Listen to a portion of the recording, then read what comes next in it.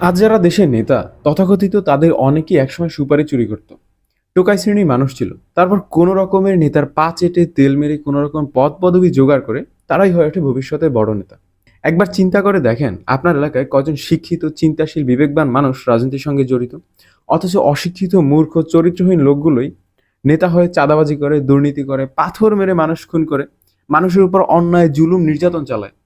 আর দেশের মেধাবীরা তখন বলে এই নোংরা রাজনীতি থেকে আমরা দূরে থাকবো। হ্যাঁ, আর এখান থেকেই দেশের মানুষের কপালটা পুড়ে। কিন্তু এখানে সবচেয়ে বড় ট্র্যাজেডি হচ্ছে যারা সত্যিকার অর্থে দেশ চালাতে পারতো, যারা জ্ঞান, নীতি আর যোগ্যতা দিয়ে নেতৃত্ব দিতে পারতো, তাদেরকে পরিকল্পিতভাবে সাইডলাইনে বসিয়ে রাখা হয়। তো তখন তাদের কি আর করার থাকে? তখন তারা দেশের বাইরে পাড়ি জমায়। এটাই হচ্ছে ভবিষ্যৎ। আর ঠিক এ কারণে রবীন্দ্রনাথ বলেছিলেন, মূর্খের দেশে আবার বিশ্ববিদ্যালয় কিসের।